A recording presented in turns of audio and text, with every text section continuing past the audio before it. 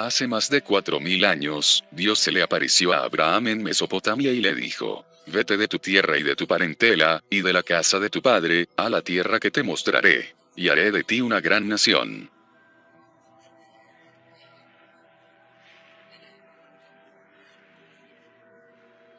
Abraham obedeció al Señor y se fue a la tierra prometida de Canaán, donde él vivió con su hijo Isaac y su nieto Jacob, quien más tarde fue llamado Israel. Israel y sus 12 hijos descendieron a Egipto debido a la hambruna en la tierra de Canaán, y allí se multiplicaron en una nación poderosa. Los egipcios se sintieron amenazados por la poderosa nación de Israel, la cual vivía entre ellos, por lo que los esclavizaron y amargaron su vida con dura servidumbre. Después de 430 años en Egipto, Moisés los llevó fuera de la esclavitud. Entonces atravesaron el Mar Rojo y llegaron a Arabia, donde recibieron la ley de Dios en el monte Sinaí. A la generación de israelitas que salió de Egipto como Moisés, no se les permitió entrar a la tierra prometida por su falta de fe en el Señor. Se vieron forzados a vagar en el desierto por 40 años hasta que la nueva generación, que creía en el Señor, creció y entraron en la tierra prometida con Josué. Cerca de 400 años, las 12 tribus de Israel fueron gobernadas por jueces de acuerdo a la ley de Moisés. Cuando decidieron tener un rey como las otras naciones, Dios designó a Saúl para ser el rey, quien reinó sobre ellos por 40 años, seguido por el rey David, quien reinó por 40 años, y Salomón el hijo de David, quien reinó por 40 años. Durante el reinado de Salomón, el reino de Israel estaba en su punto más glorioso, y el primer templo fue construido. Pero como el corazón de Salomón se apartó del Señor durante su vejez, Dios le dijo que 10 de las tribus no serían reinadas por su hijo. Después de la muerte de Salomón, el reino de Israel fue dividido, y las 10 tribus del norte fueron reinadas por una serie de reyes malvados, quienes no descendían de Salomón y David. Este reino del norte conservó el nombre de Israel y eventualmente Samaria fue su capital. El reino más pequeño del sur fue conocido como Judá, Jerusalén fue su capital, y fue reinado por descendientes de David. Empezando en Segunda de Reyes 16, las personas del reino del sur fueron conocidas como judíos, debido al reino de Judá. Debido a la maldad del reino del norte de Israel, fueron derrotados y tomados prisioneros por los asirios. Los israelíes que quedaron se entremezclaron con las naciones paganas que llegaron y ocuparon la tierra. Estas personas serían conocidas como samaritanos, y las 10 tribus del norte de Israel nunca serán una nación nuevamente. El reino del sur de Judá eventualmente sería llevado cautivo a Babilonia como castigo por servir a otros dioses y el templo sería destruido. Pero después de 70 años, los judíos regresarían a Judá, reconstruyeron el templo en Jerusalén, y continuaron siendo reinados por reyes que descendían de David. En el tiempo de Cristo, la nación de Judá era conocida como Judea y estaba bajo el dominio romano. Jesucristo y sus discípulos predicaban el Evangelio por toda Judea en busca de las ovejas perdidas de la casa de Israel. Después de 3 años y medio de ministerio, los judíos rechazaron a Jesús como su Mesías y convencieron a su gobernador romano de que lo crucificaran. 3 días después, resucitó entre los muertos y se mostró vivo a sus discípulos, antes de ascender a la derecha del Padre en el cielo.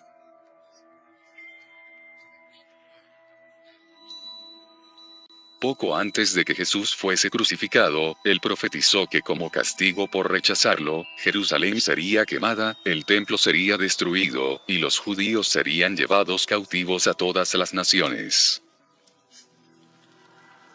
Esta profecía fue cumplida en el año 70 DC, cuando el futuro emperador romano Tito conquistó Jerusalén. Alrededor de 1800 años, los judíos permanecieron dispersos por todas las naciones. Entonces en 1948 sucedió lo imposible. El Estado de Israel fue creado, y los judíos una vez más poseían la tierra prometida. Muchos cristianos han afirmado que esto es un milagro y una bendición de Dios. Pero ¿fue esto realmente una bendición del Señor? ¿O fueron fuerzas ocultas las que trabajaron en esto? Este documental tiene la respuesta. Para entender la fundación del Estado moderno de Israel, usted debe entender la historia de los judíos desde el año 70 DC hasta ese momento, y usted debe entender que su religión no se basa en la Biblia para nada en absoluto. Por ejemplo, desde que el templo fue destruido, ellos no hacen ninguna clase de sacrificios animales. En relación a los sacrificios animales, estos han sido descontinuados. Terminados. Y lo que desarrolló el judaísmo es un sistema de oraciones las cuales se convirtieron en una clase de sustituto. Bien, creo que esto fue el comienzo de la modernización. Una vez el templo fue destruido, los judíos no tenían una ubicación central. Ellos fueron dispersos. Ellos cambiaron literalmente la naturaleza del judaísmo. Y esa forma portátil de judaísmo dirigió a una transformación del judaísmo sacerdotal a un judaísmo rabínico. El judaísmo dejó de ser la religión del Antiguo Testamento y empezó a ser la religión de los rabinos y sus tradiciones, o lo que ellos llaman, la Torah oral. El Talmud es el libro sagrado de los judíos. Estas eran las palabras orales de los judíos. Es conocido como la sabiduría de los rabíes. El Talmud es la recopilación de todos los grandes debates que tuvieron lugar en el siglo II AC hasta el siglo V DC. Esta es una clase de enciclopedia de conocimiento judío.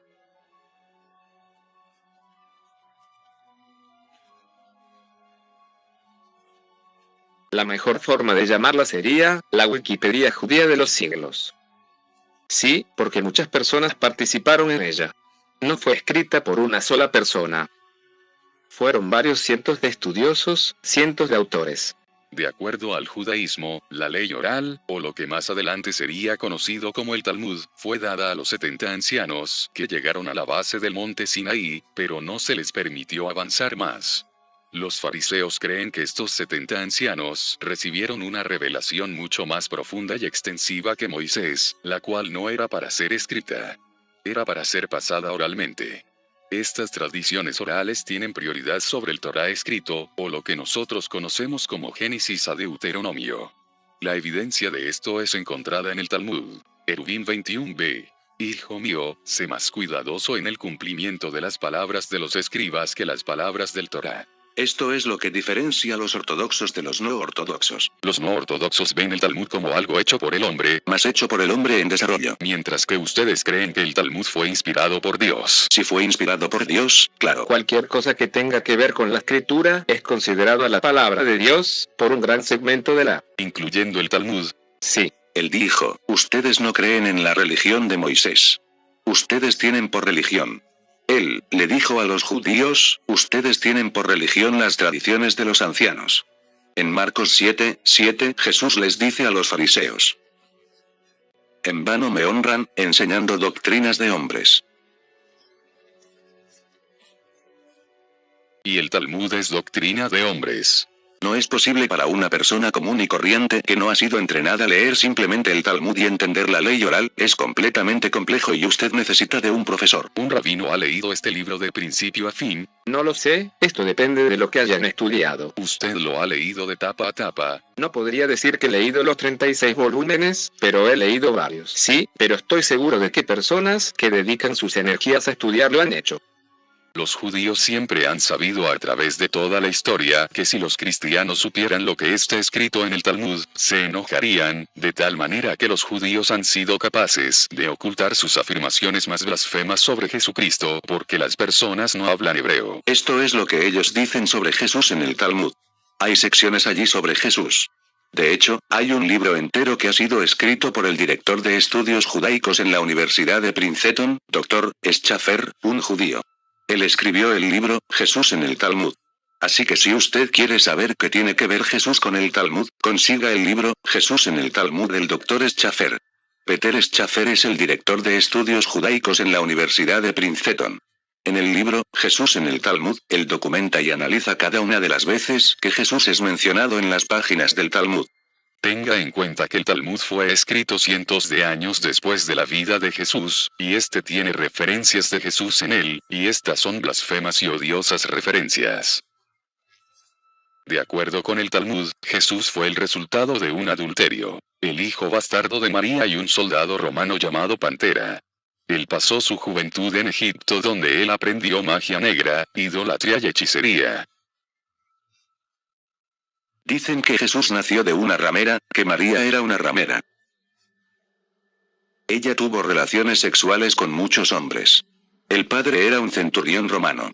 El Talmud más adelante blasfema al Señor Jesucristo, llamándolo tonto y comparándolo con villanos del Antiguo Testamento como Balaam, Aitofel, Doeg y Giezi. El Talmud habla sobre los judíos matando a Jesús. Vagamente, pero Maimónides cree que los judíos lo mataron, que los judíos lo ejecutaron por algunas de sus doctrinas. ¿Usted cree que los judíos mataron a Jesús? Es posible que los judíos mataran a Jesús, digamos que ellos lo hicieron, probablemente él merecía morir, él era un alborotador. Asumamos que nosotros lo hicimos. El Talmud en realidad se regocija sobre Jesús muriendo joven. Leemos en el pasaje: ¿has escuchado lo viejo que Balaam era?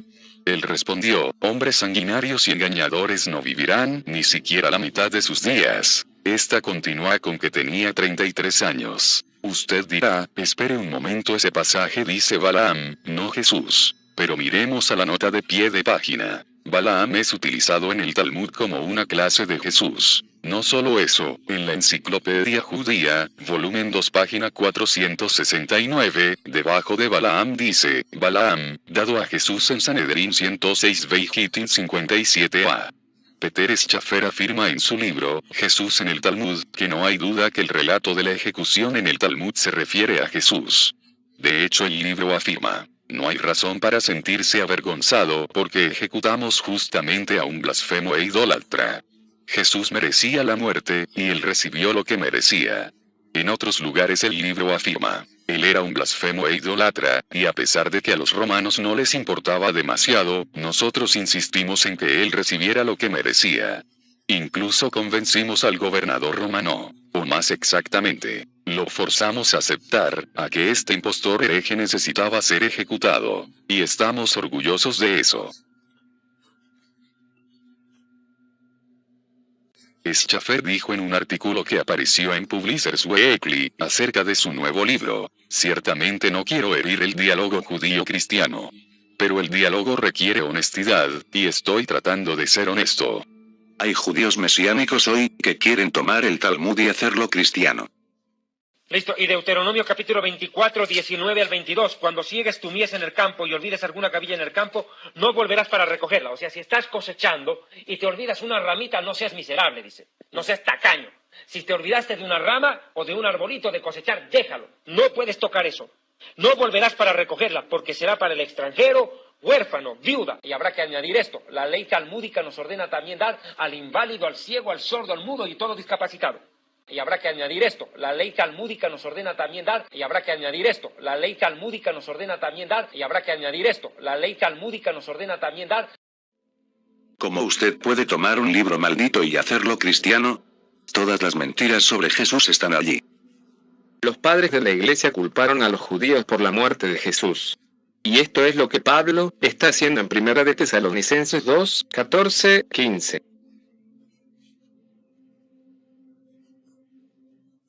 Porque vosotros, hermanos, habéis sido imitadores de las iglesias de Dios en Cristo Jesús que están en Judea, pues habéis padecido también vosotros las mismas cosas de los de vuestra propia nación, como también ellos de los judíos, los cuales aún mataron al Señor Jesús.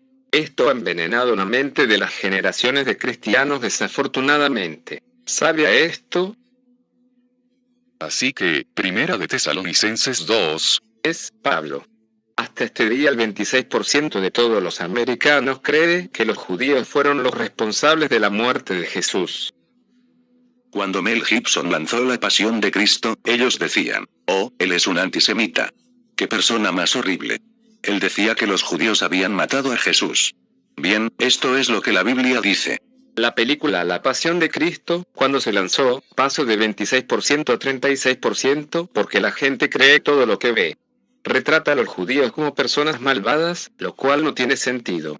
los judíos llaman a esto, el mito de que los judíos mataron a Jesús. Permítame explicarle algo. El hecho de que los judíos mataron a Jesús no es un mito. Esto está escrito en la Biblia. Los cristianos creían esto, y todavía lo creen. Ellos todavía lo hacen. Esto fue arraigado en sus mentes. Ellos culpan a los judíos, a pesar de que la mayoría de los judíos no estuvo allí presente. Miremos en Hechos 3:13. Este dice: el Dios de Abraham, y de Isaac, y de Jacob, el Dios de nuestros padres ha glorificado a su Hijo Jesús, al cual vosotros entregasteis, y negasteis delante de Pilato, juzgando él que había de ser suelto. Aquí él está predicando a cientos de judíos, y él dice: mas ahora, hermanos, sé que por ignorancia lo habéis hecho, como también vuestros gobernantes. Espere un minuto, pensé que eran solo los gobernantes. No, él dice: vosotros lo habéis hecho como también vuestros gobernantes. Esto significa que no solamente fueron los gobernantes, también fueron las personas. Si nosotros leemos el relato de las Escrituras, las personas estaban gritando, una multitud masiva de miles y miles de judíos gritando: crucifíquenlo. Y él respondió: debería crucificar a vuestro rey. Nosotros no tenemos más rey que César. Soy libre de la sangre de esta persona, dijo Pilato. Su sangre sea sobre nosotros y sobre nuestros hijos. Esto fue lo que dijeron los judíos. En el Talmud, se afirma que Jesús corrompió el judaísmo, y como castigo por sus crímenes, él se encuentra en estos momentos en el infierno quemándose en excremento hirviendo, y que así será por siempre. Ellos odian a Jesucristo. Ellos odian su nombre. Pienso que es porque ellos son hijos del diablo, no hijos de Dios. Por lo tanto, el diablo piense en el odio que siente por Cristo. Ahora imagínese lo que pueden sentir sus hijos. El judío promedio cree que el Antiguo Testamento es un libro maravilloso de mitos e historias que tienen un buen significado, pero que usted solo puede entender el Antiguo Testamento si estudia el Talmud y la Cábala. Los judíos dejan de creer en la Torá a partir del capítulo 1 de Génesis. Yo creo que la creación es un diseño que no tiene fin. La evolución es parte del proceso, y el comienzo para mí, usted sabe. Hay personas que hablan sobre la teoría del Big Bang. No tengo nada en contra de ellos. Así que usted no toma el comienzo de Génesis con el jardín del Edén y la serpiente. No toma esto de manera literal. No, para mí, esas son solo parábolas. Cuando nos fijamos en las enseñanzas fundamentales de la Torá, desde Génesis hasta Deuteronomio, los judíos realmente no creen en ninguno de ellos. Yo sé que la circuncisión es una parte fundamental del judaísmo. ¿Estoy en lo correcto? Lo es. Si un adulto viene a mí para la conversión y no está circuncidado, entonces es un asunto bastante simple. Usted toma un alfiler y solo pincha el prepucio, de tal manera que una gota de sangre salga, y eso es suficiente. Así que esto es más bien simbólico. Correcto. Es solo para representar su voluntad de hacer parte de ese pacto. Así que, ellos no remueven el prepucio. Solo hacen algo más bien simbólico. Exacto. Bien, en la Torá, Abraham tenía 99 años cuando él fue circuncidado, y su hijo Ismael tenía 13, pero hoy en día no lo hacen. No, no lo hacemos.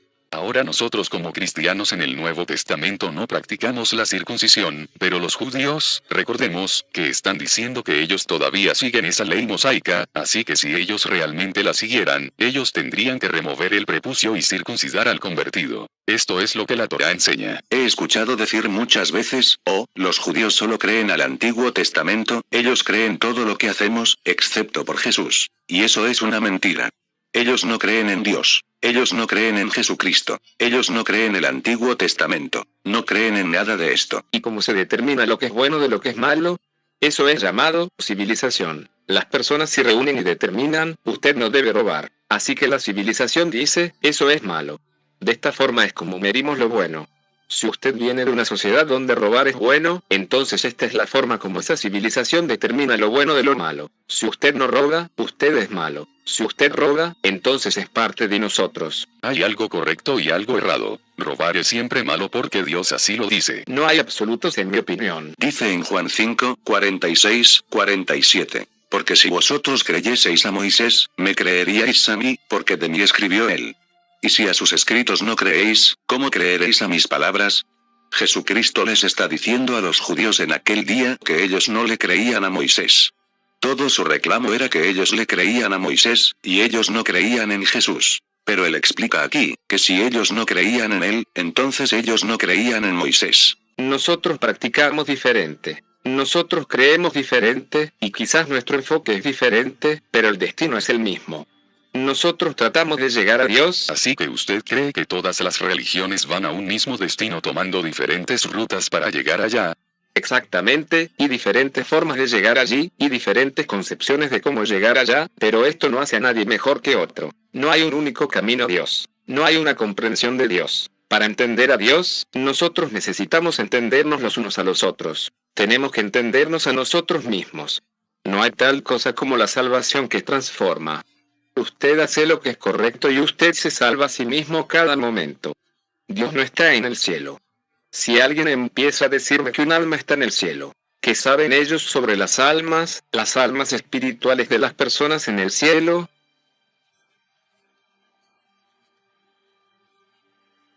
Esto es para niños. Usted le tiene que decir de esta forma. ¿Cómo es que el abuelo no vino a casa hoy? Oh, él está en el cielo. ¿Qué me dice del infierno? ¿Es el infierno algo que es parte del judaísmo, o no? Siendo un lugar de castigo ardiente. Yo he estado en el infierno.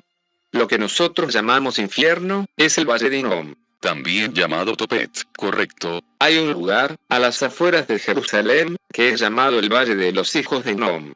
Este era un lugar donde los paganos solían ofrecer sacrificios humanos, y por extrapolación, de alguna manera, ellos imaginaban que había un lugar como ese, en algún lugar del universo donde las personas malvadas irían.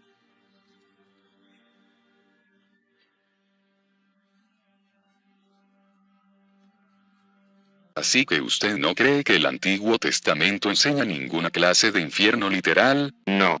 Ok, muy bien. Muchas personas le dirán que la Biblia dice que si usted no hace algo, usted tendrá una mala vida, o que usted irá al inframundo. Infierno. Correcto. Bien, nosotros no nos suscribimos a esto de todos modos. Si los judíos no creen en la historia de la creación de Génesis 1, ellos no creen la historia de Adán y Eva literalmente, ellos no creen en Noé, ellos no creen en la Torre de Babel, se burlan de esas historias, ellos no creen en circuncidar adultos, ellos no creen en sacrificios animales, ¿qué parte de la Torá ellos creen? Se supone que este es uno de sus libros más exaltados, pero cuando nos fijamos en todos los detalles de lo que la Torá enseña, ellos no creen nada de eso. Hoy hay muchísimos cristianos evangélicos en América que están a favor de Israel. Muchos. Los cristianos están completamente celosos en su apoyo a Israel. Ahora, ¿ha sido siempre de esta manera a lo largo de la historia? Oh Dios, no. ¿O es esto un nuevo fenómeno? No, no ha sido de esta manera a través de la historia. Tradicionalmente el cristianismo era esencialmente antisemítico. El fenómeno de los sionistas cristianos es relativamente reciente. Ellos sostienen que los judíos son las personas escogidas de Dios, y ellos siempre serán las personas escogidas. Usan el término, la niña de sus ojos. Y este es un fenómeno muy reciente. Sí, yo diría de unos cientos y algo de años, esto no viene de más atrás. La teología de reemplazo ha jugado un papel muy importante en el cristianismo. ¿Qué es la teología del reemplazo? Teología de reemplazo es la raíz y rama del antisemitismo cristiano. Es como un virus en la iglesia. Básicamente está diciendo que la iglesia ha reemplazado a Israel, y esta teología que descarta el lugar de las personas judías y los reemplaza con la iglesia, el nuevo y espiritual Israel, es muy peligroso porque yo creo que es la raíz principal del antisemitismo.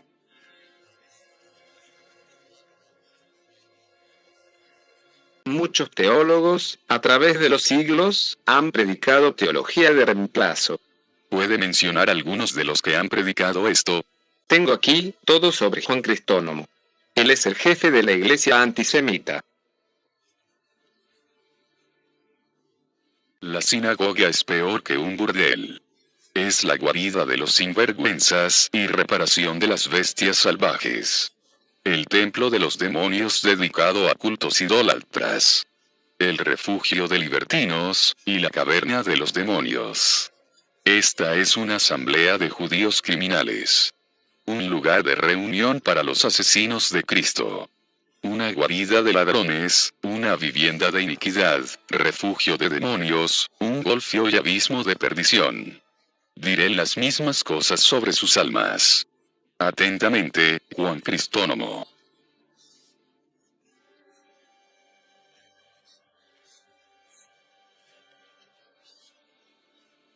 Ellos han satanizado a los judíos.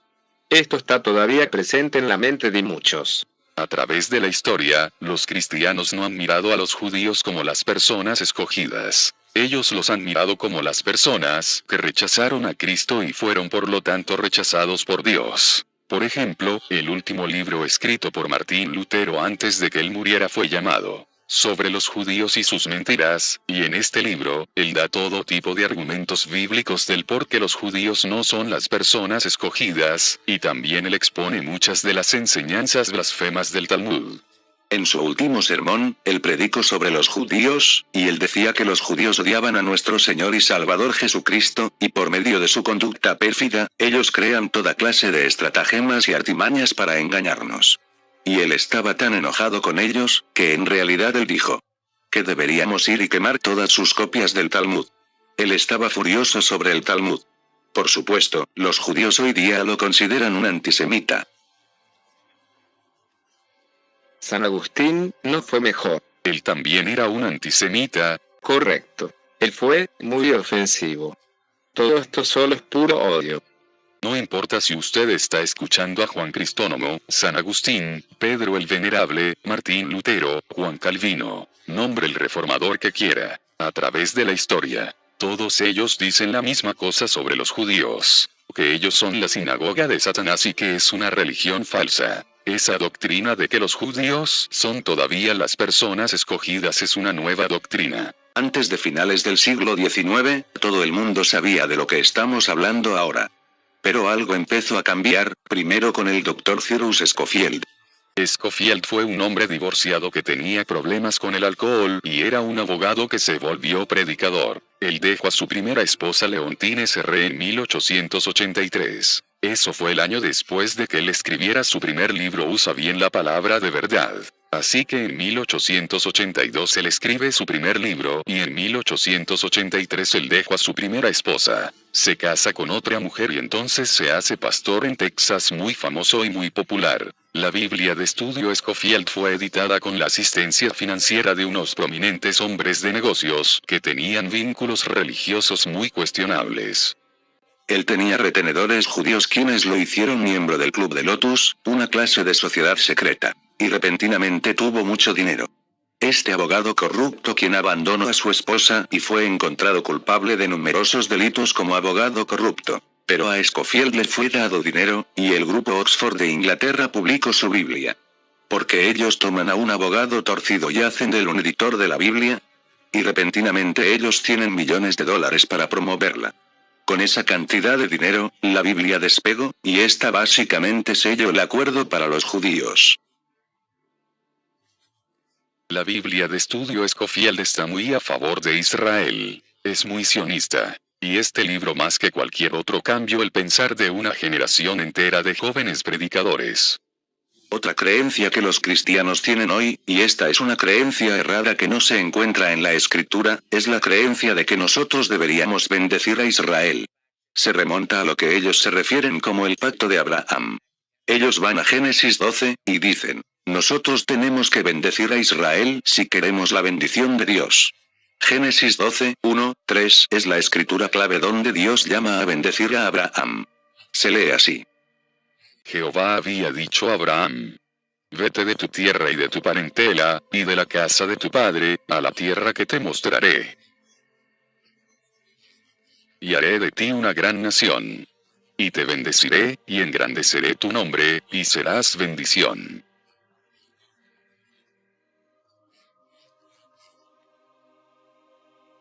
Y bendeciré a los que te bendijeren, y a los que te maldijeren maldeciré. Y serán benditas en ti todas las familias de la tierra.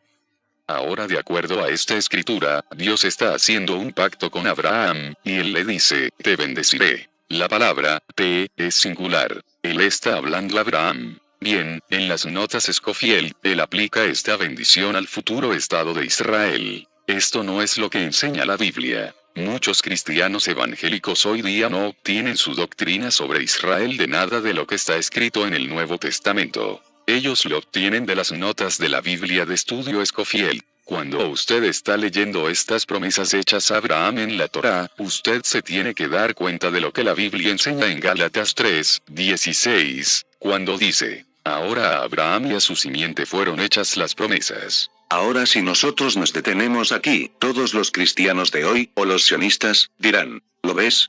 Fue a Abraham y a su simiente. Pero el versículo no termina aquí, y este dice, él no dice, y a sus simientes, con una S al final para hacerla plural. Él no dice, y a sus simientes, como de muchos, sino como de uno, y a tu simiente, la cual es Cristo. Así que de acuerdo con la Biblia, las promesas fueron hechas a Abraham y a Cristo, y la Biblia dice en el versículo 29, y si vosotros sois de Cristo, ciertamente la simiente de Abraham sois, y conforme a la promesa, los herederos.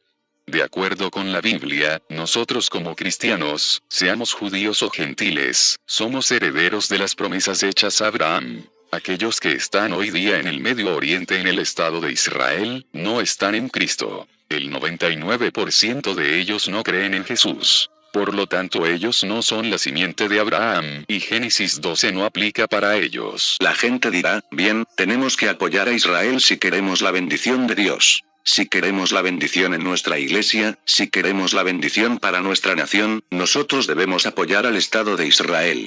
Bien, si usted cuenta los pasados 67 años de la historia de América, ¿usted encuentra la bendición de Dios en nuestro país? ¿Nosotros legalizamos el aborto en 1940? No, esto ha venido desde entonces. ¿Qué era de nuestra deuda en 1940 en comparación con ahora? ¿Qué éramos en ese entonces comparado con lo que somos ahora? Usted no me puede convencer de que las bendiciones de Dios han caído en este país debido a una promesa de apoyar a un grupo físico de personas de alguna manera correlacionadas con las bendiciones de Dios. No solo eso, si nos fijamos en la historia de los judíos en los últimos 2000 años, ¿han sido ellos bendecidos por Dios? No, ellos han sido odiados y perseguidos en todos los países en que han estado. Este libro tiene una lista de todos los países de los cuales han sido expulsados en los últimos 1000 años. Y cuando nos fijamos en esta enorme lista, usted se debe preguntar, ¿por qué han sido tan odiados y perseguidos en todas partes en las cuales han vivido? La respuesta está en sus blasfemias hacia el cristianismo, y en sus prácticas de préstamos abusivos. A finales de 1800, la persecución de los judíos en Rusia y otros lugares se intensificó, y muchos judíos empezaron a creer que su única esperanza para un futuro próspero sería poseer un estado propio. Esta creencia es conocida como sionismo. El Estado judío fue la realización del gran proyecto de Theodor Herzl. Theodor Herzl fue el fundador del sionismo. Él llegó a la conclusión de que la causa del antisemitismo es que los judíos no tenían un Estado propio, y escribió un pequeño libro llamado El Estado Judío. Él decía que solo había una forma de proteger a los judíos en el futuro, para que los judíos dejaran Europa y se establecieran en su tierra, la tierra de Israel. Ese libro se convirtió en la Biblia sionista. El sionismo fue la formación de la esperanza para el renacimiento. Este empezó en la Primera Guerra Mundial, con la Declaración Balfour. La Declaración de Balfour tuvo un gran significado. Esta no fue solo una carta a un amigo. Entiendo que fue un documento muy importante. En términos de expresión política británica. Así que la Declaración de Balfour fue una carta del señor Balfour dirigida a Lord de Rothschild. En la Primera Guerra Mundial, Turquía era un aliado de Alemania, quien estaba del lado perdedor. Así que el Imperio Turco Otomano fue desmantelado. El señor Balfour escribió una declaración diciendo que debería ser una patria para los judíos. Sí, esto fue el comienzo de la migración de decenas de miles de judíos de Europa del Este, quienes principalmente se establecieron en Israel. La Declaración de Balfour fue una carta escrita al señor Rothschild, así que para entender la Declaración de Balfour, nosotros tenemos que saber quién es el señor Rothschild. El dinero es poder. El dinero es la única arma que los Rothschild tienen para defenderse a sí mismos. Mayer Amschel Bauer, nacido en Frankfurt, Alemania, en 1744, era un prestamista y orfebre en la calle Judía, en cuya tienda colocó un cartel con un hexagrama rojo dentro. Más adelante él cambiaría su apellido por Rothschild, lo cual significa signo rojo en alemán. Rothschild entendió astutamente que hacer préstamos de dinero a las naciones era más rentable que prestarles dinero a particulares. No solo porque los préstamos eran más grandes, sino que además estaban asegurados por los impuestos del pueblo. Mayer Rothschild tuvo 5 hijos, y los envió a las grandes capitales de Europa para abrir sucursales bancarias de la familia. Ustedes son 5 hermanos. Quiero que cada uno de ustedes empiece un negocio bancario en diferentes países. Uno irá y abrirá una casa en París. Otro en Viena, y otro en Londres. Escojan los centros más importantes, de tal manera que cuando el dinero es enviado de aquí a Londres, digamos que, no tienen que arriesgar vida y dinero.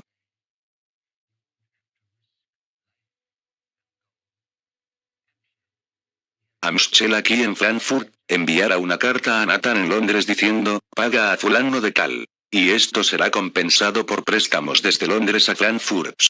¿Entiendes?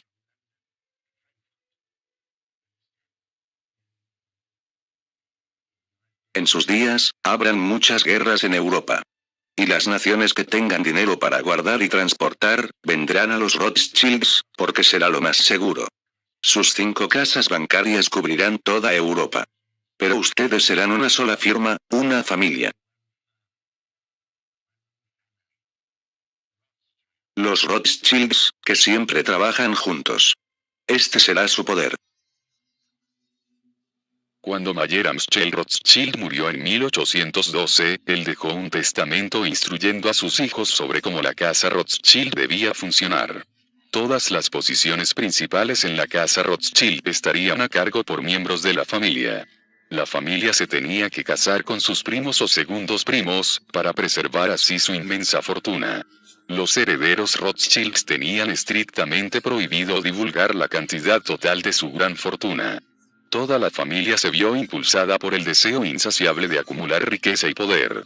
Ellos financiaron secretamente a ambas partes en todas las guerras europeas, controlando los principales bancos de Europa, y a mediados del siglo XIX, se habían convertido en la familia más rica del mundo. Los Rothschilds ayudaron a fundar Israel, y los Rothschilds siempre han sido el respaldo de Israel. Sea lo que sea, los Rothschilds siempre consiguen lo que quieren. Ellos creen que son los hombres más ricos del mundo, y la verdad no lo dudo mucho. A pesar de que la declaración Balfour fue dada a el señor Rothschild en 1917, no sería hasta 1947 que el plan para un Estado judío sería implementado.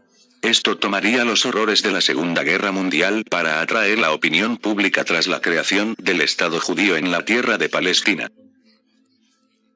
En 1947, las Naciones Unidas declararon que habría 2 estados en Palestina.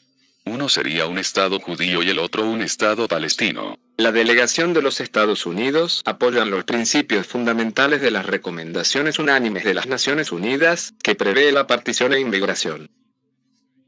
Más tarde, Rusia apoyó a los Estados Unidos en la recomendación de partición, mientras los estados árabes amenazaron con represalias, de tal manera que el futuro de la Tierra Santa pende de un hilo. Pero Israel fue el primero en convertirse en Estado, y nunca le han permitido a Palestina convertirse en un Estado soberano, así que se han asegurado que la disposición de las Naciones Unidas nunca sea puesta en práctica. El 14 de mayo de 1948, David Ben-Gurion, jefe ejecutivo de la organización sionista, declaró el establecimiento de un Estado judío en la tierra de Israel. En mayo de 1948, un nuevo Estado, Israel, nació en un baño de sangre. Las tropas israelíes dirigían las fuerzas árabes de la ciudad de Haifa, a la primera de una serie de batallas que repercutirán durante los siguientes años. El nuevo gobierno encabezado por David Ben-Gurion se instaló en Tel Aviv. Así que por primera vez desde que la Legión Romana destruyó Jerusalén en el año 70, los judíos tuvieron una nación propia. Hoy en día muchos cristianos piensan que Dios trajo la nación de Israel de regreso, y que Dios hizo esta obra maravillosa. ¿Pero fue realmente la voluntad de Dios traer estas personas nuevamente a Israel, o fue la voluntad de las Naciones Unidas? La Biblia nos dice en Hebreos 4 que cuando ellos fueron por primera vez a la tierra prometida con Moisés, no pudieron entrar por su incredulidad. Por lo tanto, 40 años más tarde, a sus hijos quienes creían en el Señor se les permitió entrar. Más adelante, ellos adoraron a otros dioses, ¿y qué fue lo que Dios hizo? Él los sacó de la tierra prometida. Fueron exiliados a Babilonia por 70 años. Después de que se arrepintieron, fueron traídos de regreso. Cuando ellos rechazaron a Jesús, fueron expulsados de la tierra prometida nuevamente. Y entonces en 1947, creyeron en el Señor Jesucristo, y Dios los trajo nuevamente a la tierra prometida. ¿Fue esto lo que ocurrió? No. ¿Ellos creen en Cristo? Mire, cristiano, hágase esta pregunta. ¿Un renacimiento tuvo lugar en Israel? ¿Habían personas aceptando a Jesús como su Mesías? La respuesta es no. Por lo tanto, no fue Dios quien trajo de regreso a Israel porque ellos no creían en Él. Él dijo que los esparciría si ellos no mantenían su palabra, y Él lo hizo. Él dijo que Él los traería de regreso si se volvían a Él, y ellos no se han vuelto a Él. Así que, si no fue el Señor que los trajo de regreso, ¿quién lo hizo? Fue el espíritu del anticristo, quien los trajo de regreso a la tierra prometida. Fueron las Naciones Unidas quienes los trajeron de regreso. El nacimiento del Estado de Israel hizo historia. Concebido entre contiendas y desencadenando violencia, Israel ha florecido para convertirse en una voz en los asuntos mundiales. Su bandera es un símbolo de esperanza en un mundo turbulento. La estrella de David. ¿De dónde viene ese símbolo? Este nunca ha sido escrito explícitamente en la Biblia. ¿Se encuentra en el Talmud? No, ¿Hay algún versículo en la Biblia sobre esto, o no? no, ¿Usted no está completamente seguro de dónde proviene? no. Usted me ha pillado. ¿Nadie lo sabe? No lo sé. Porque yo sé que es llamada la estrella de David. Esta tiene que ver con David. No, no lo creo. Debe estar en alguna parte, en algún lugar. No recuerdo exactamente cuál era la asociación. Lo que ellos llaman la estrella de David, en realidad es la estrella de Renfán. Cuando usted estudia la Biblia, puede ver que cuando los judíos adoraban a otros dioses, se menciona que ellos llevaban la bandera de la estrella de su dios Renfán. Ustedes rechazan al Dios de la Biblia. Ustedes toman la estrella, hexagrama, de su dios llamado Renfán, o Chiun. Todos estos eran nombres para Moloch, el gran Baal, el gran dios del fuego que es el diablo, Belcebú. Correcto, Belcebú. Y estaban sorprendidos de esto. Ahora, ¿quién es este dios estrella? Si ellos solo leyeran su Antiguo Testamento, ellos sabrían esto. En Amos 5:26, Dios dice: ustedes han tomado la estrella, y me han hecho enfurecer con esto. Y realmente han sacrificado a sus propios hijos al dios estrella por medio del fuego. Los judíos sacrificaron a sus propios hijos al dios estrella. Cuando ellos adoraban al dios falso, ellos tenían la estrella de Renfán como ícono. Nosotros nunca vemos la estrella de David en la Biblia, pero sí, la estrella del dios falso Renfán. Así que nosotros sabemos que ellos no adoran al verdadero Dios porque la Biblia dice: cualquiera que niega al Hijo, este tampoco tiene al Padre. Cualquiera que confiese al Hijo, tiene también al Padre. Si los judíos no creen en el Hijo, la Biblia dice que ellos no tienen al Padre. Así que ¿a quién tienen ellos? A alguien más, a un Dios falso. Algunas personas dicen: oh, ellos adoran a Dios el Padre, solo que ellos no reconocen a Jesús. Pero la Biblia enseña que es imposible adorar al Padre si usted no reconoce al Hijo. Si usted estudia la fraternidad de la masonería, en su principal símbolo, usted podrá ver la estrella en el compás, la cual es una estrella de David estilizada. De hecho, ellos tienen la estrella de David completa en muchas logias masónicas. ¿Cuál es la razón de esto? La masonería es el estudio del judaísmo y la cábala. El periódico judío Tribuna del 28 de octubre de 1927, declaró que la masonería se basa en el judaísmo. Elimine las enseñanzas del judaísmo de los rituales masónicos, ¿y qué queda? Albert Pike dijo en su libro, Moral y Dogma, que la cábala es la base misma. Sin la cábala, nosotros no tendríamos los 33 grados de la logía masónica. Pero el dios que ellos adoran, el gran arquitecto, es Moloch, el dios estrella. Si alguien me dice: Los judíos no están bajo una gran maldición por el mismo Jesús, que mejor que esta. En Juan 2:37, es interesante porque Jesús decía, sé que sois simiente de Abraham. Así que él reconoce el hecho de que son descendientes de Abraham. Él dice, sé que sois simiente de Abraham, mas procuráis matarme, porque mi palabra no cabe en vosotros. Yo hablo lo que he visto cerca del Padre, y vosotros hacéis lo que habéis oído de vuestro padre. Respondieron y le dijeron, nuestro padre es Abraham.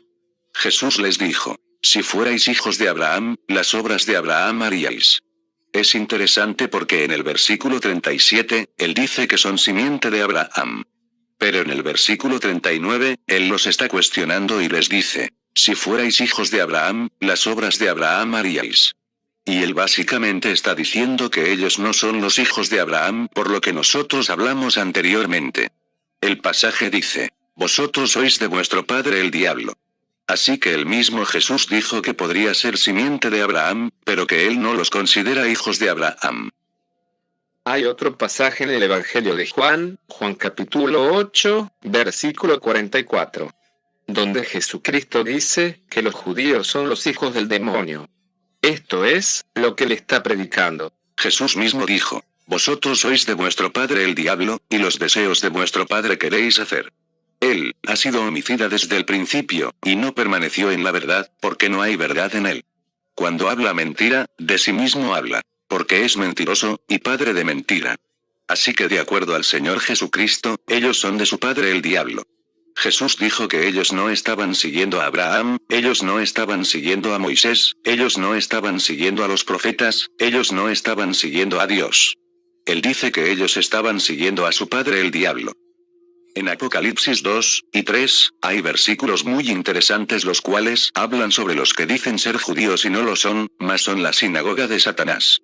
No es difícil saber quiénes son la sinagoga de Satanás, cuando usted descubre que hay una sola religión que usa sinagogas, el judaísmo. Es fácil saber quiénes son cuando la Biblia nos dice que dicen ser judíos, y no lo son. No todos en el mundo se la pasan diciendo, soy judío, pero las personas que practican el judaísmo sí lo hacen. Ustedes dirán, bien Pastor Anderson, dicen ser judíos, pero realmente lo son. No, porque Romanos 2:28 dice, porque no es judío el que lo es en manifiesto, ni la circuncisión es la que es en manifiesto en la carne, mas es judío el que lo es en lo interior, y la circuncisión es la del corazón, en espíritu, no en letra, la alabanza del cual no es de los hombres, sino de Dios. La Biblia dice, porque nosotros somos la circuncisión, los que servimos en espíritu a Dios, y nos gloriamos en Cristo Jesús, no teniendo confianza en la carne. Ante los ojos de Dios, ellos no son judíos, son la sinagoga de Satanás. Apocalipsis 3:9 dice así, he aquí, yo doy de la sinagoga de Satanás, los que se dicen ser judíos, y no lo son, mas mienten. He aquí, yo los constreñiré a que vengan y adoren delante de tus pies, y sepan que yo te he amado. Porque Dios quería hacerle saber a la sinagoga de Satanás que la amaba la iglesia de Filadelfia, porque los judíos pensaban que Dios solo los amaba a ellos. No pensaban que Dios amaba a los gentiles en Filadelfia, y es por esto que Dios dijo, le haré saber a la sinagoga de Satanás que te he amado. Dios ama a todas las personas. Rojo, amarillo, negro y blanco, todos son amados ante sus ojos. En Primera de Juan 2:22, la Biblia nos da una definición de lo que es un anticristo. ¿Quién es mentiroso, sino el que niega que Jesús es el Cristo? Este tal es un anticristo, que niega al Padre y al Hijo. Para poder creer que Jesús no es el Cristo, usted tiene que creer que hay un Cristo. Y si no es Jesús, ¿quién es? Juan 4 nos dice que la palabra Mesías significa Cristo. Sé que el Mesías ha de venir, el cual se dice el Cristo. Así que sabemos que la palabra Cristo es el Mesías. En Primera de Juan 2:22 cuando dice, ¿quién es mentiroso, sino el que niega que Jesús es el Cristo? Lo que está diciendo es, ¿quién es mentiroso, sino el que niega que Jesús es el Mesías? ¿Y qué grupo de personas cree que hay un Mesías, pero niegan que Jesús lo fue? Estos son los judíos. Permítame ver si puedo definir esto. Básicamente los judíos no creen en Jesús. Obviamente ustedes no creen que él fue el Mesías, pero piensan que él solo fue otro en una larga lista de Mesías falsos. Sí. Si la afirmación hecha fue que él era el Mesías, entonces él fue un Mesías falso. Jesús nunca dijo, yo soy el Mesías. Los judíos están interesados en el Mesías. Ellos están esperando por el Mesías, así que si él hubiera tenido alguna de las características reales del Mesías, hubieran estado interesados en él. Pero solo tuvo 12 discípulos. Esos no son muchos. Usted está hablando sobre la nación de los judíos.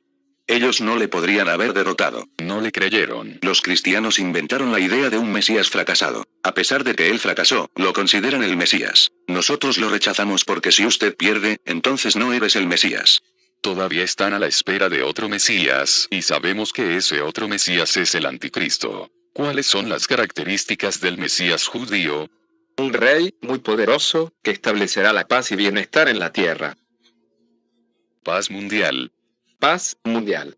Cuando el verdadero Mesías haga su aparición, será de una manera tan dramática que no podrá ser negado por nadie. Entonces todo el mundo reconocerá que él es el verdadero Mesías, a nivel mundial. Incluso los gentiles lo harán. Así que cuando el Mesías venga todo el mundo creerá en él. Sí, el mundo entero. Porque su propósito será traer al mundo una observancia apropiada. Todas las naciones se enfocarán en Jerusalén para aprender de él. Esto iniciará un tiempo de paz mundial. El Mesías será una figura muy carismática, con gran conocimiento y habilidades comunicativas.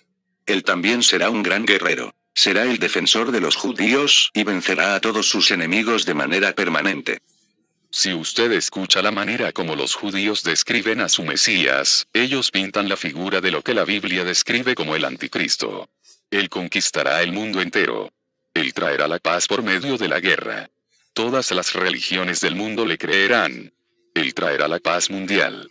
Nos unificará. Muchos cristianos son muy buenos, pero ellos no saben lo que están haciendo. Una vez yo estaba en una conferencia en Florida, y una mujer vino hacia mí. Ella estaba usando la estrella de David. Le pregunté por qué estaba usando eso, y ella me dijo, oh, es muy importante que mostremos nuestro apoyo a Israel. Le dije, ¿cómo muestras tu apoyo a Israel? Y ella dijo, doy dinero cada mes a la fundación del Monte del Templo, y eso es un grupo judío. Yo le dije, ¿usted sabía que segunda de Tesalonicenses 2 dice que el Anticristo irá a ese templo y declarará ser Dios, por encima de todos los dioses? Ella dijo, bien, creo que estoy ayudando a cumplir la profecía bíblica. Yo dije, ciertamente. Usted está ayudando a que venga el Anticristo. ¿Quién querría hacer esto? Cuando un hombre venga, y él pelee las guerras de Israel, derrote los enemigos, construya el templo, paz en la tierra. Al líder que haga eso, todos nos arrodillaremos delante del rey. ¿Usted sabe a lo que me refiero? Quien quiera que sea. Así que, en vuestro caso, dicen que será la segunda venida. Ok. Nosotros decimos que es la primera venida. Mire, los judíos están listos para aceptar al Anticristo como su Mesías, pero a los cristianos se les ha dicho que en los tiempos finales, todos los judíos van a creer en Jesucristo. Bien, no se necesita ser un genio para darse cuenta de lo que el diablo está haciendo. Cuando los judíos acepten al Anticristo como su Mesías, todos los cristianos apóstatas van a apuntar a eso y dirán, miren, esta es la segunda venida de Jesús. Todos los judíos creen en él. ¿Cuál es el objetivo del diablo con el Anticristo? Hacer creer a las personas que él es la segunda venida de Jesús. Y como cualquier otra doctrina falsa, esta se basa en tomar una escritura fuera de contexto. Toman el final del capítulo 11 de Romanos, e ignoran el comienzo de Romanos 11. Van directamente al versículo 26 que dice, y luego todo Israel será salvo. Ellos dicen, ve, allí mismo dice en los tiempos finales, todo el mundo en Israel será salvo. Van a creer en Jesús. Pero se olvidan que Romanos 9 nos dice que, no todos los que son de Israel son israelitas. Los descendientes físicos no son el verdadero Israel. Él dice, porque no es judío el que lo es en manifiesto, mas es judío el que lo es en lo interior. Todos los que creen en Jesús son los que son de Israel. ¿Cómo usted puede mirar a una persona que no es salva y decir, ellos son Israel, cuando la Biblia dice, todo Israel será salvo? Esto me dice que todo el que no es salvo, no es parte de Israel. Este es el Anticristo, que unificará a los judíos con los cristianos falsos y con las otras religiones del mundo.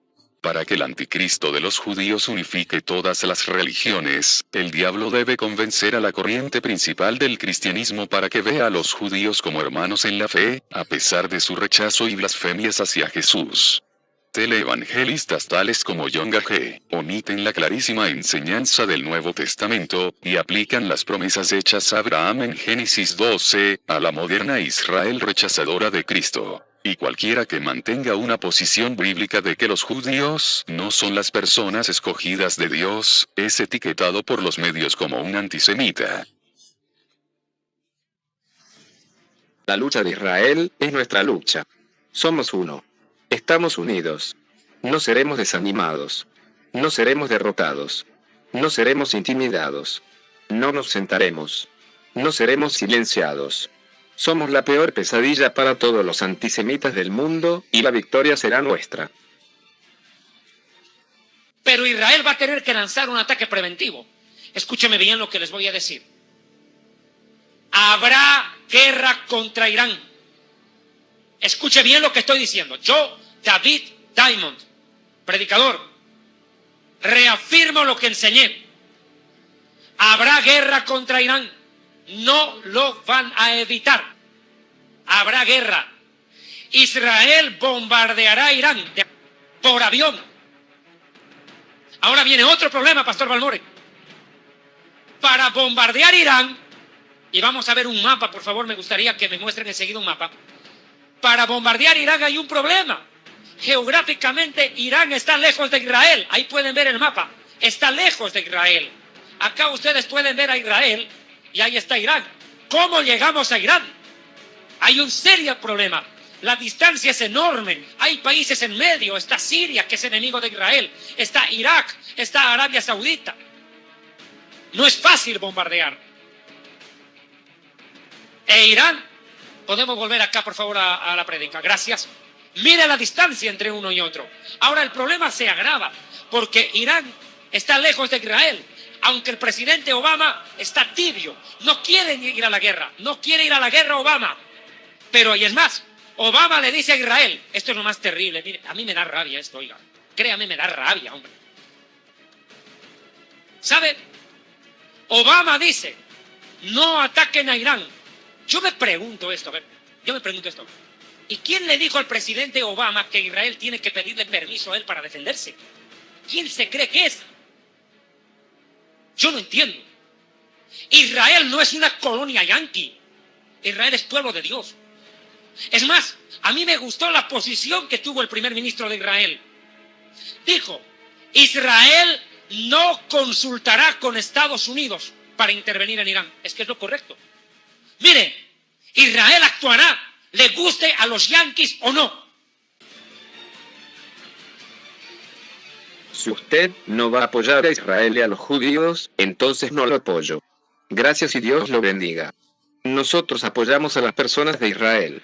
Les pido que nos unamos, todos los cristianos, todos los judíos y todos los amantes de la libertad americana, para exigir que este presidente y el Congreso, o quien quiera que sea, que es necesario que exterminen el demonio de ISIS y a los radicales islámicos de la faz de la tierra. Este es el tiempo de actuar. Por eso es que la posición de un cristiano, David, un cristiano evangélico, bíblico, va a temer levantar su voz contra el pueblo escogido de Dios. Y que justamente hacemos este programa especial para dar nuestro respaldo incondicional a Israel. No por ser ciegos, sino porque es la verdad. Y quiero que ustedes vean esta verdad, hermano. Y bendeciré a los que te bendigan, y maldeciré a los que te maldigan. Usted no querrá ser un enemigo de Israel. Y en ti serán benditas todas las familias de la tierra. Amén. ¿Usted está en contra o a favor de Israel? El hombre, la nación, que bendiga al Estado de Israel y a los judíos, será bendecido en gran manera. Bendecir a Israel no solo significa decir, bien, te bendigo. Tienes que estar con ellos cuando te necesiten. La Biblia nos dice en 2 de Juan 9:11 que cualquiera que se rebela y no persevera en la doctrina de Cristo, no tiene a Dios. El que persevera en la doctrina de Cristo, el tal tiene al Padre y al Hijo.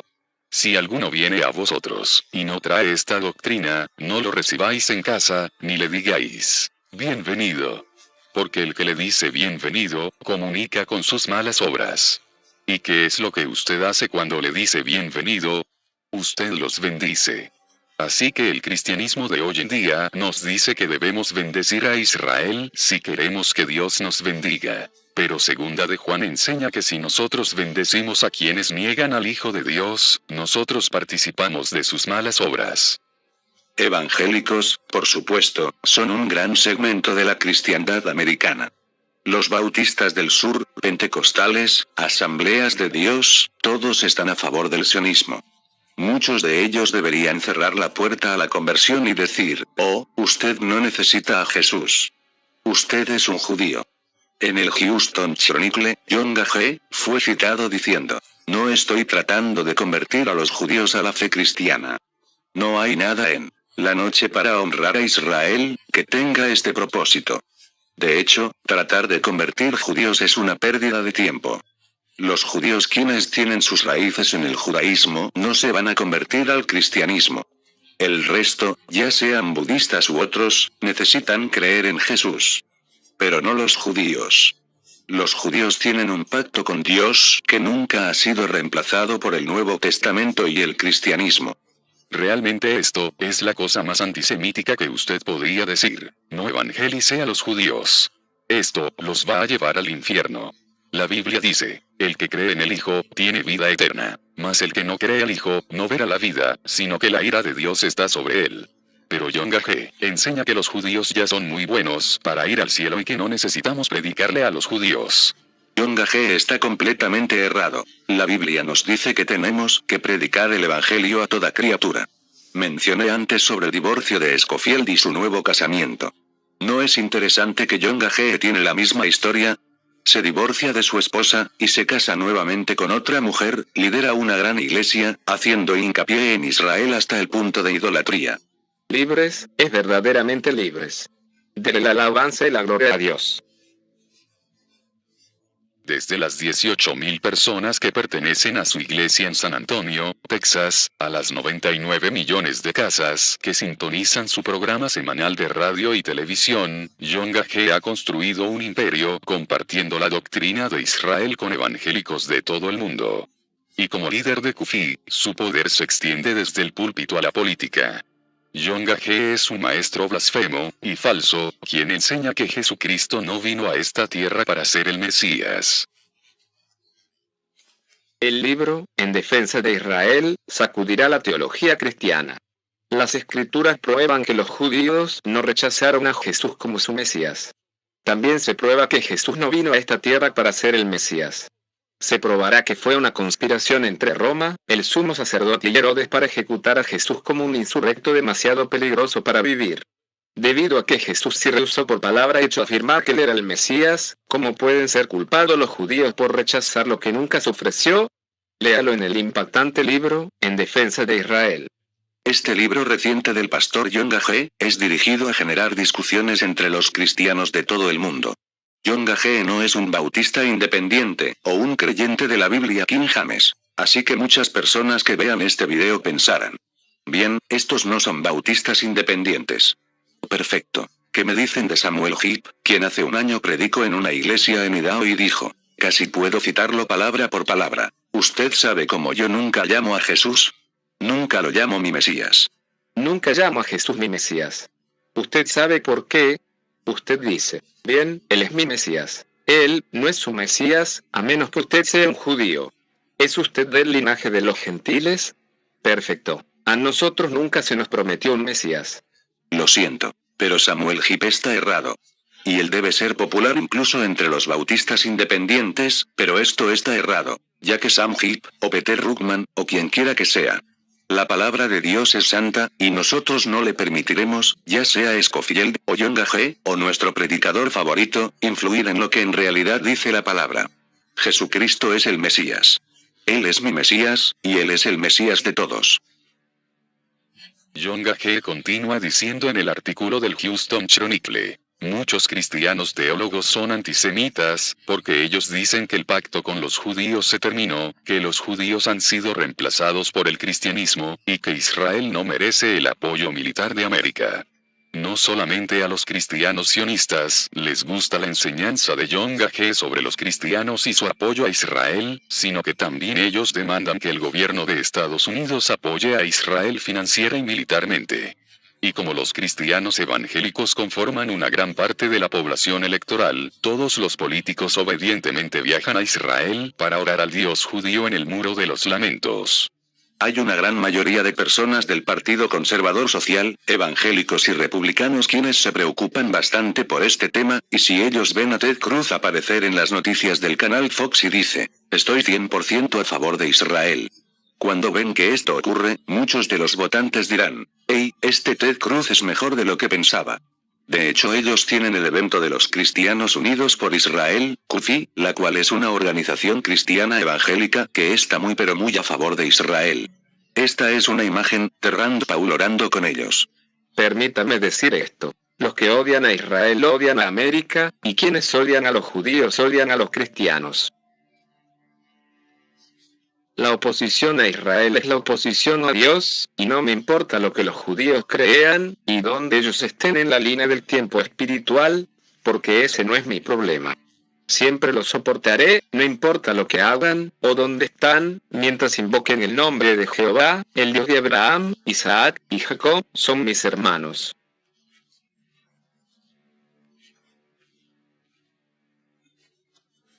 Este será, pienso yo, un giro hacia una cristiandad bíblica, un cristianismo más judío. Y la línea entre nosotros será como, oh, esos son cristianos, esos son judíos. Ahora será como, oh, esos son algo así como nuestros hermanos. Israel está agradecido por el apoyo de los americanos y de los presidentes americanos desde Harry Truman a Barack Obama.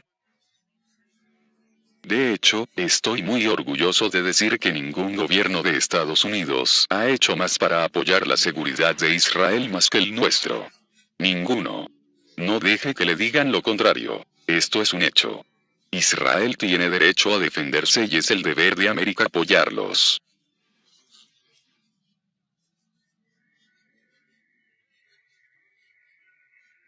Por lo tanto, es tiempo de que América acepte las palabras del senador Joseph Lieberman y considere un ataque preventivo contra Irán para prevenir un holocausto nuclear en Israel y un ataque nuclear en América.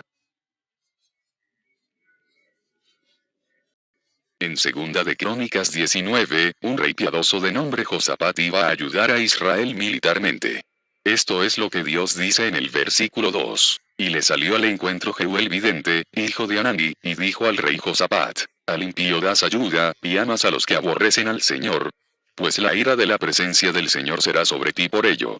Así que se nos dice hoy día que si apoyamos el Estado de Israel, seremos bendecidos por Dios de acuerdo a Génesis 12, cuando en realidad la Biblia enseña que si nosotros ayudamos a una nación impía y perversa como Israel, la ira de Dios será sobre nosotros. Porque nosotros como cristianos creyentes de la Biblia debemos apoyar al Estado de Israel, cuando el Estado de Israel ni siquiera les permite a los cristianos emigrar a su país. Si usted quiere inmigrar a Israel, usted tiene que renunciar al nombre de Jesucristo. Así que para que alguien se convierta al judaísmo y tenga el derecho de regresar a Israel, ellos tienen que renunciar al cristianismo. Por supuesto. Usted no puede ser un judío y un cristiano. Es el uno o el otro. Así que en lo que respecta al Estado moderno de Israel, se requiere renunciar a la creencia religiosa anterior, y requiere una serie de rituales diseñados para sacarle y limpiarlo de su anterior afiliación religiosa.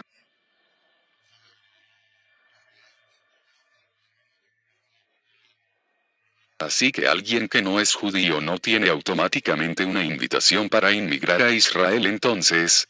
No como ciudadano.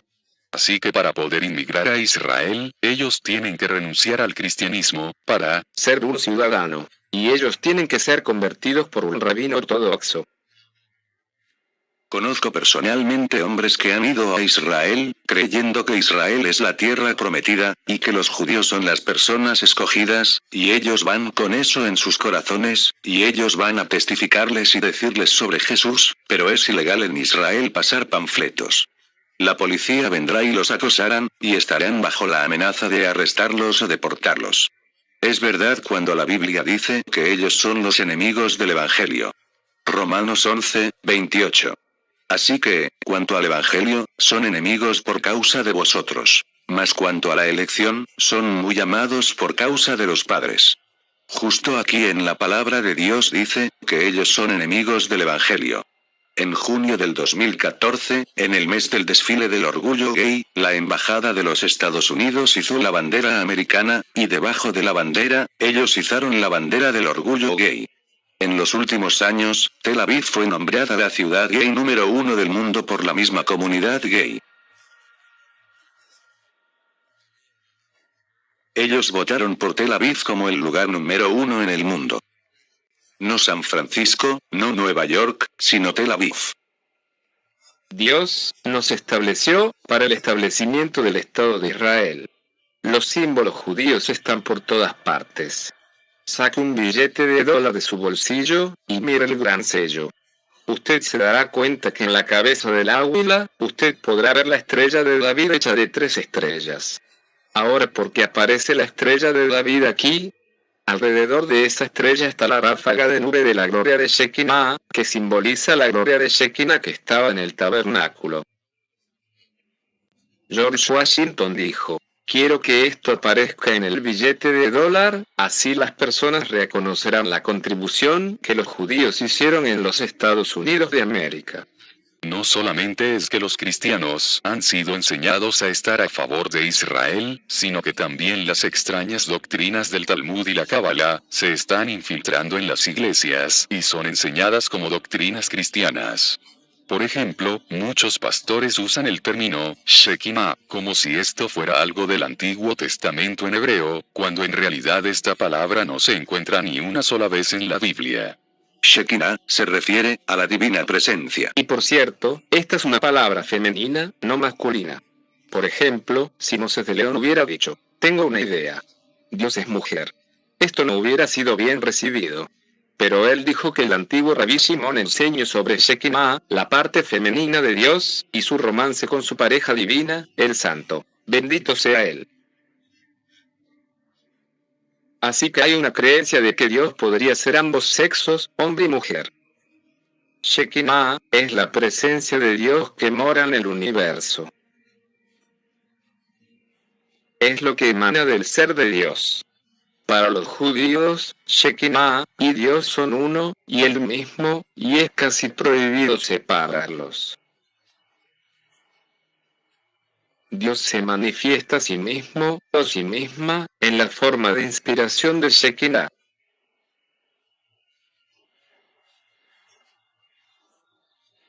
Shekinah es algo que es parte del Talmud, algo que es parte del judaísmo, no del cristianismo.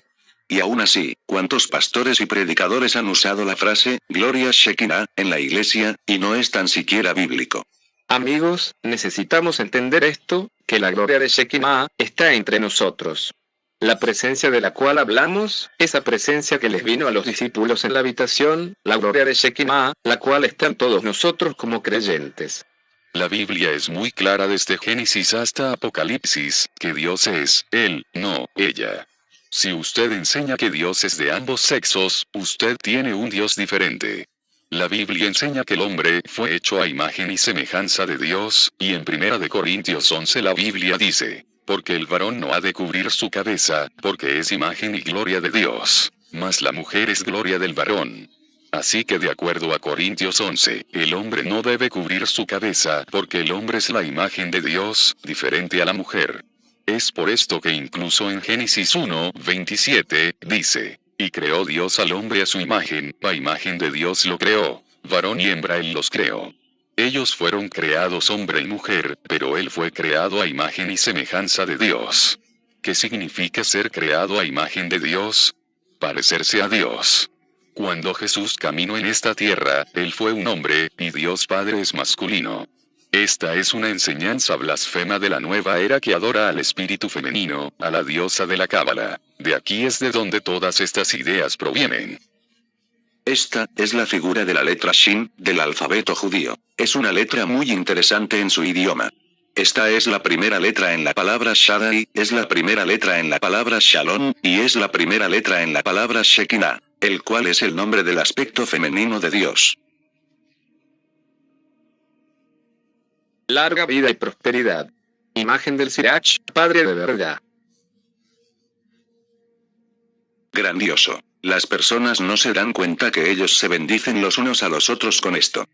Cuando los cristianos aprenden esta información presentada por nosotros hasta el momento con esta película, muchos están todavía colgados a la idea de que los judíos son los descendientes físicos de Abraham, Isaac y Jacob, y que el resto son solo gentiles. Pero esto es así de sencillo. La única forma en la que una persona puede probar que es judía sería por medio de la genealogía. De hecho, la mayoría de los llamados judíos no saben a cuál tribu pertenecen. Saben las personas en la comunidad judía, hey, yo soy de los convertidos, o, hey, en realidad soy de la tribu de Judá, o de la tribu de Benjamín o de la tribu tal o cual. En lo que a la tribu respecta, nosotros no sabemos. Yo no sé a qué tribu pertenezco. Los únicos que saben son los Cohen. Ellos saben porque fue transferido de padre a hijo. Porque hay ciertas cosas que los Cohen, sacerdotes, ciertas bendiciones que dicen, y así sucesivamente. Ellos mantienen su linaje. Pero en mi caso, no tengo ni idea de a cuál tribu mis ancestros pertenecían. Y usted dice que probablemente muchos judíos no saben de qué tribu son. Eso no fue preservado. Hoy no es del todo importante.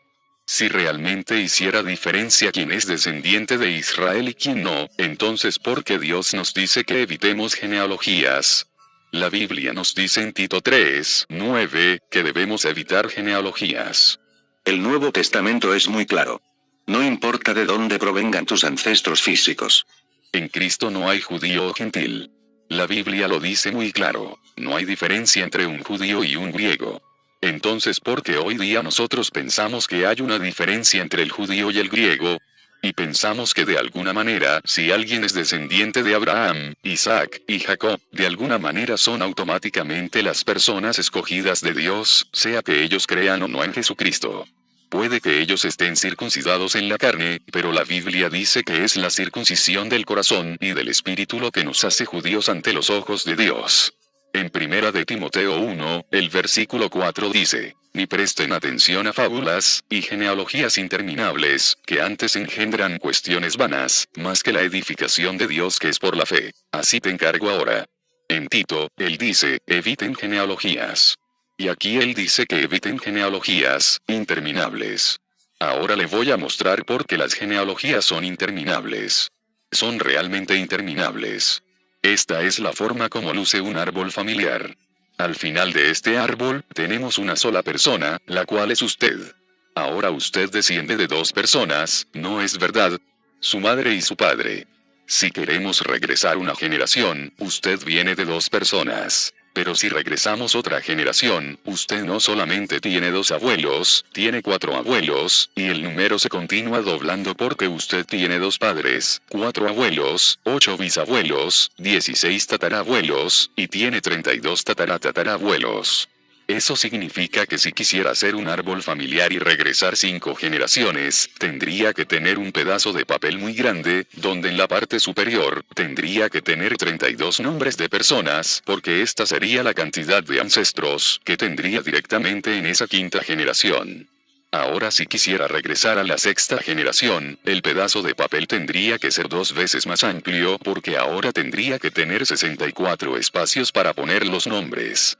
Bien, lo que pasa es que cuando nos regresamos más y más, el número empieza a volverse cada vez más grande. Para poder entender esto, nosotros tenemos que entender qué tan larga es una generación. ¿Qué tan larga es la generación promedio? Bien, dicen de 20 a 25 años. Ahora, una generación no tiene nada que ver con el promedio de vida. Por ejemplo, mi mamá tenía 30 años cuando me dio a luz, y las mujeres generalmente dan a luz entre los 20 a 40 años, así que solamente tomemos 30 como promedio. 30 es un número bastante conservador. Así que una generación es de 30 años, lo cual quiere decir que alguien tuvo un niño cuando ellos tenían 30, y entonces tuvieron otro, y otro. Esto no tiene nada que ver con el promedio de vida. Si nos remontamos 10 generaciones, entonces esto es 300 años. Y digamos que si nosotros regresamos a nuestro árbol familiar 10 generaciones atrás, vamos a estar alrededor del 1700. Ahora como nuestro árbol familiar empieza a ampliarse, si queremos hacer un árbol completo, mostrando todos nuestros ancestros de la 10ª generación, deberíamos tener un pedazo de papel lo bastante grande para tener 1024 espacios porque en 10 generaciones atrás, habrían 1024 personas de las cuales nosotros descenderíamos. Esto fue de lo que me di cuenta cuando hice mi árbol familiar. Cuando regresé 10 generaciones, ¿sabe qué fue lo que empecé a notar? Estas no son personas únicas porque hubo ciertos matrimonios durante esos 300 años que se habían llevado a cabo sin saberlo. Remontémonos 20 generaciones atrás. Ahora nosotros estamos en el año 1400. Bien, si yo quisiera tener un árbol familiar completo, tendría que tener un pedazo de papel en el que pudiera colocar 1.048.576 nombres. Este es un pedazo de papel muy grande. Así que en el año 1400, si voy a trazar todos mis ancestros, y voy a decirle quiénes son todos mis ancestros desde el 1400, tendría que mostrarle un árbol familiar que tenga 1 millón de personas, solo en la primera línea, sin contar los que vienen más abajo. Si regresamos 30 generaciones, ahora estaría en el año 1100, y aún no estoy tan siquiera cercano al tiempo de Jesús. Si me remonto al año 1100, a 30 generaciones atrás, tendría 1.000.073.741.824 ancestros en esa generación. Y escuchen, no todos ellos son únicos.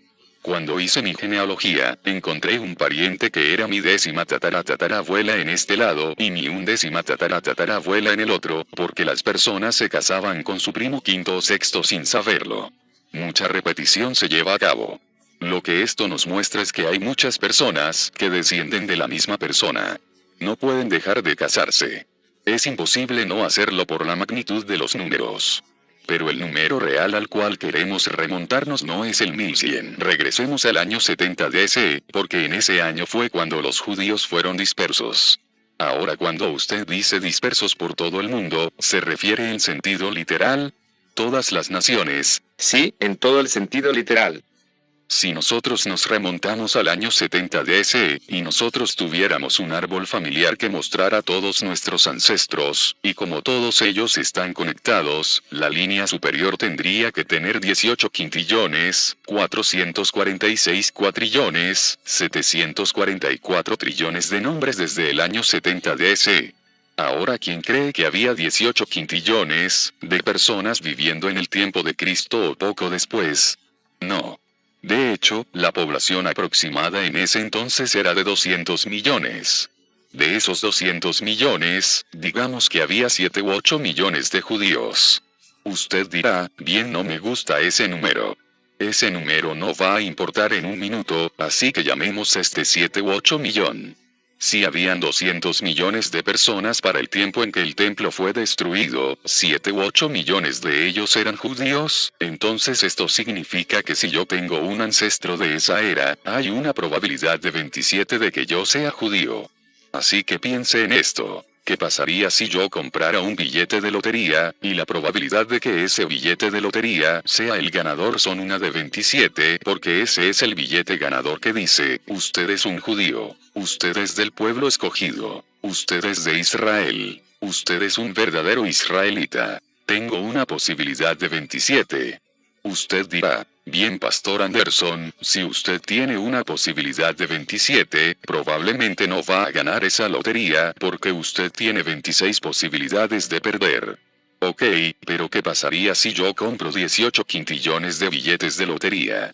¿Usted piensa que voy a ganar?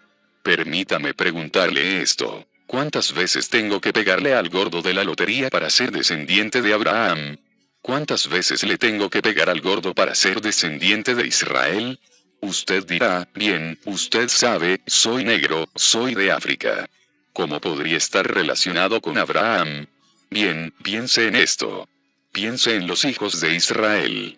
Uno de los hijos de Israel, José. Adivine de dónde era su esposa. De Egipto. La esposa de José era de Egipto. ¿Dónde queda Egipto? En África, la esposa de Moisés era etíope. Su segunda esposa era etíope. Nosotros vemos, incluso en tiempos bíblicos, entremezclándose con africanos. Con los hijos de Cham. Si usted piensa en esto, las tribus de Efraín y Manasés eran mitad de Cham y mitad de Israel, porque el hijo de Israel José se casó con una egipcia, quien era de Cham. Todos los efraíes y Manasés eran descendientes de Cham.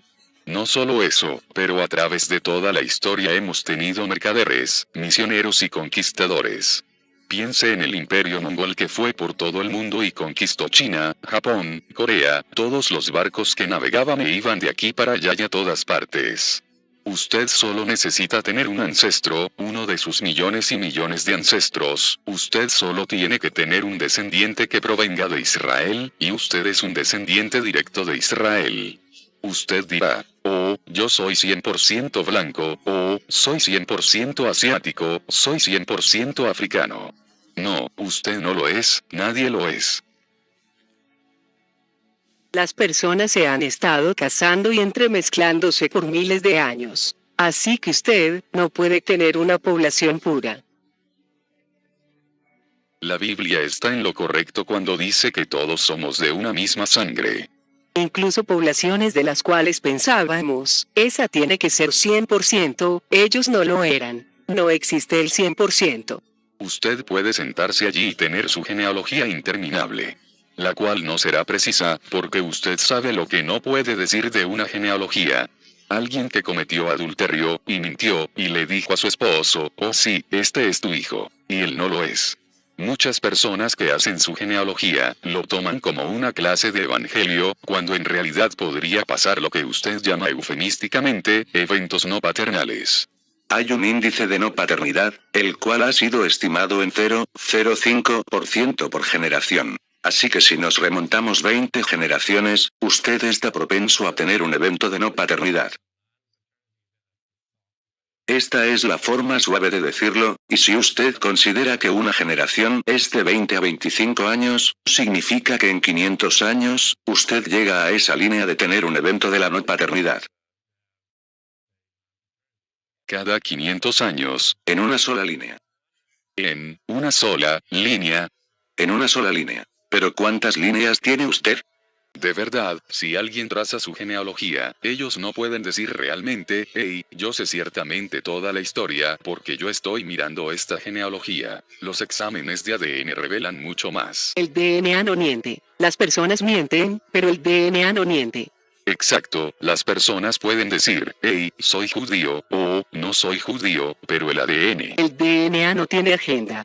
Las personas si la tienen razones para mentir, o posiblemente ellos tampoco sepan la verdad. Por supuesto, no solamente es que estén mintiendo, sino que están equivocados. Solo están dando información errada. 1 de cada 15 americanos es adoptado o tiene un padre que ha sido adoptado. Este es un número bastante alto. ¿Quién me puede decir cuáles personas en su linaje fueron adoptadas? Oh sí, mis ancestros hace 300 años atrás fueron adoptados. Usted no va a recordar eso. Así que hay adopciones, hay infidelidades, hay viajes, conquistas, mercaderes y misioneros. Personas diferentes tienen diferentes cosas que ocultar. Así que ellos solo le dirán lo que quieren que usted escuche. No importa de dónde sean, amigos. Ustedes saben bien por qué Dios nos dijo que evitáramos esto. Porque incluso me duele la cabeza de solamente pensar en estos números. Estas cifras doblan la mente, evítelas. Evite genealogía sin fin. Engendran cuestiones. ¿Esto lo hace estar realmente seguro de su nacionalidad ahora?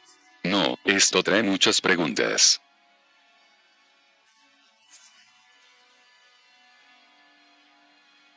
¿Qué piensa de alguien que va al laboratorio de ADN y obtiene su examen? Y recibe este diciendo, usted tiene ancestros judíos. No tengo nada en contra de ellos. ¿Usted aceptaría esto? Absolutamente. Esto es muy posible porque ellos fueron dispersos. Sí, nunca discutiría esto. El director de esta película, Paul Wittenberger, y yo, somos un par de hombres blancos. Nunca nos dijeron que somos judíos o que tenemos algún ancestro judío, pero vamos a hacernos la prueba de ADN y averiguar si lo somos. Nosotros ajustamos su perfil de ADN, con 400 grupos poblacionales a nivel mundial. Le presentamos la lista 50, y para el ADN ancestral, no necesitamos tomar huellas dactilares. No necesitas documentos legales, así que eso es todo lo que necesitamos. La muestra y el nombre se enviarán esta noche, y recibiremos los resultados en 3 o 4 semanas. Unas semanas más tarde, Paul y yo recibimos los resultados, y tal como nos dijeron, nosotros éramos una mezcla de diferentes nacionalidades. Teníamos de todo, desde árabe a brasileño, nativo americano, y habían muchas cosas que fueron una gran sorpresa. Y por supuesto, cuando miramos a nuestros antiguos ancestros, que se remontan más allá de la lista de 50, ambos teníamos marcas de ADN judío. Así que quise hacer la prueba de ADN a mi abuela para ver si un judío salía en su lista de 50. Ella tiene 94 años, y queríamos tomar su muestra mientras ella aún está con nosotros. Por supuesto, esto es muy importante. Los hemos recibido, tenemos los resultados de mi abuela. Miremoslos. Perfecto, miremos su lista 50. Número 1, un judío askenazi. Es el número 1. Esto explica el por qué era mi ancestro antiguo, porque es su número 1 de sus 50 nacionalidades, y su número 1 era un judío húngaro askenazi. Su resultado número 1 fue un judío askenazi. ¡Wow! Bien, con consultores de DNA, hemos hecho esto por muchos años. No he visto esto muy a menudo, y cada informe, tal como te digo, es único. Las personas dicen, oh, esto es probablemente muy general. No, cada persona es única. No recuerdo cuando he visto una así como número 1. En verdad, maravilloso. Probablemente 3 o 5 veces. Así que si el ADN de mi abuela tiene como número 1 una askenazi, ¿hay alguna duda de que ella es una judía? No. Y si ella es mi abuela, ¿en qué me convierte esto? Usted es un judío, pero usted no tiene que aceptar la religión judía. Correcto, pero quiero decir étnicamente hablando. Étnicamente lo eres. Así que usted me ha declarado. Ahora te declaro un judío.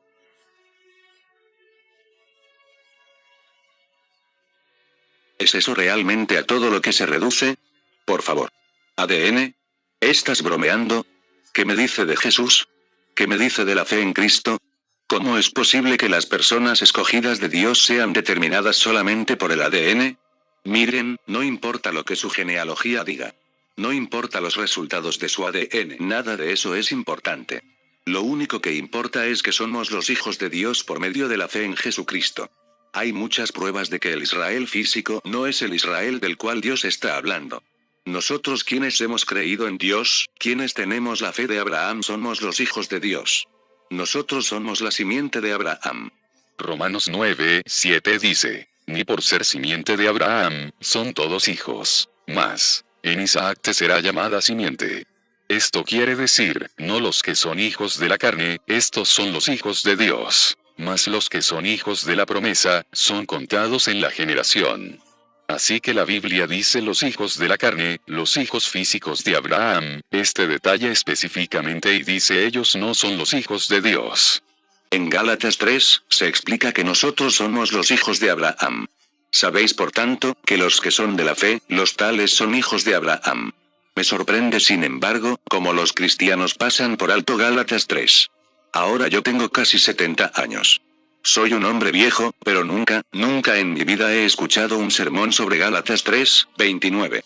No hay judío, ni griego, no hay siervo, ni libre, no hay hombre, ni mujer, porque todos vosotros sois uno en Cristo Jesús. Y si vosotros sois de Cristo, ciertamente la simiente de Abraham sois, y conforme a la promesa, los herederos. Ambos son maravillosos. ¿Quiénes son los herederos de la promesa? Quien quiera que tenga a Jesús.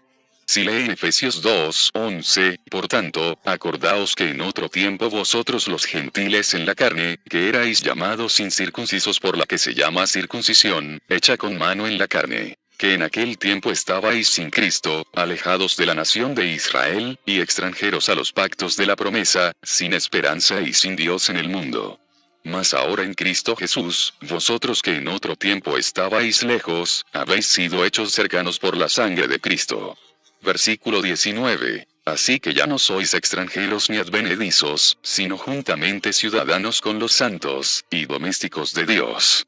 De acuerdo a esta escritura nosotros somos ciudadanos de Israel porque atrás en el verso 12 él dice que cuando estábamos sin Cristo, nosotros éramos extranjeros de Israel. Nosotros éramos extranjeros y advenedizos de Israel, pero en el verso 19 él dice que ahora somos ciudadanos con los santos. Así que ¿quién es el verdadero Israel? Es un hombre allá en el Medio Oriente quien ni siquiera cree en Jesús y adora a Shekinah. O, es el verdadero creyente en el Señor Jesucristo, quien ha sido injertado y traído a Israel. Es muy simple, Jesús dijo en Mateo 21:43, que el reino de Dios será quitado de vosotros, y será dado a la gente que haga a los frutos de él. ¡Wow! Ellos no trajeron frutos, ellos negaron a Jesús, ellos negaron la redención, ellos se negaron a reconocer al libertador de Sión, a Cristo Jesús. Y Jesús dijo que por esto, el reino será quitado de vosotros y dado a otra nación. Bien, ¿cuál nación? ¿Es Siria? ¿Es América? ¿Es Inglaterra? ¿Es Alemania? No, no, y no.